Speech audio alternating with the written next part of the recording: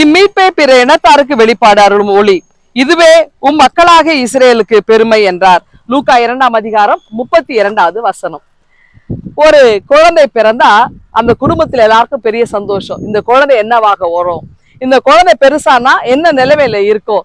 பல நேரங்களில் நம்ம என்ன செய்வோம்னா, இந்த குறி சொல்றவங்களை போய் பார்ப்பாங்க நம்முடைய தமிழ் கலாச்சாரத்துல, அல்லது ஜோசியம் பார்ப்பாங்க. இதெல்லாம் நடக்கும் இல்ல.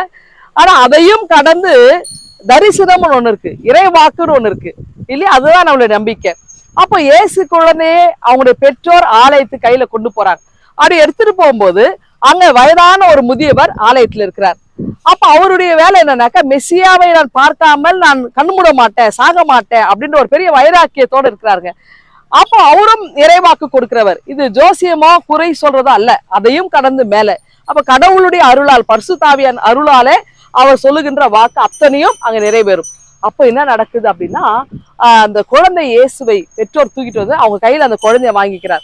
வாங்கினவர் என்ன செய்யறாருன்னா, பெரிய அழகான ஒரு அருள்வாக்கு சொல்லார். உங்களுடைய ரட்சியத்தை என்னுடைய கண்கள், உங்களுடைய மீட்பினுடைய வெளிப்பாடை என்னுடைய கண்கள் பார்த்து விட்டன அப்படின்னு சொல்லி அவர் ரொம்ப மகிழ்ந்து இருக்கிறார். அப்போ அந்த ரட்சியத்தை அவருடைய கண்கள், மீட்பினுடைய வெளிப்பாடை சிமியோன் பார்க்கிறது. இதுதான் வயது முதிர்ந்தவருடைய ஆழ்ந்த அனுபவம். இந்த குழந்தை என்னவாகும்? அப்ப என்ன ஆகும்?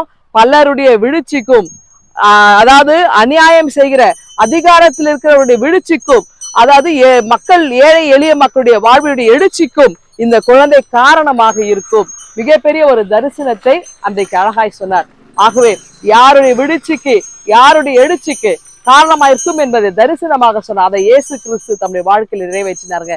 இன்றைக்கு நாமும் ஆண்டவருடைய வாக்கை பெற்றவர்களாய், அந்த மீட்பின் வெளிப்பாட்டை உணர்ந்தவர்களாய் நாமும் கடந்து செல்ல கடவுள் நமக்கு துணை செய்து காப்பாராக. ஆமேன். இந்த சிந்தனையோடு இந்த நாளை நீங்கள் துவங்குங்கள். உங்களை கடவுள் ஆசீர்வதிப்பாராக.